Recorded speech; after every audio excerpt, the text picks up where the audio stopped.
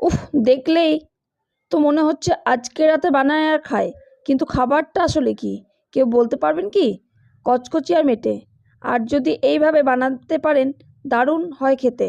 তাহলে বাজার থেকে এনে ভালো করে ধুয়ে এবার একটা কড়াইয়ে প্রথমে তেল দিয়ে তাতে পেঁয়াজ ভালো করে লাল করে ভাজুন। তারপর কচকচি মেটে দিয়ে দিন, ভালো করে পেঁয়াজের সাথে 5-7 মিনিট ভাজতে থাকুন। এরপর মশলা দেবার পালা। প্রথমে আদা রসুন বাটা, তারপর স্বাদ মতো হলুদ, লবণ, জিরে ধনের গুঁড়ো, সামান্য মিষ্টি, লঙ্কার গুঁড়ো, চিকেন কারি সব দিয়ে কষাতে থাকুন।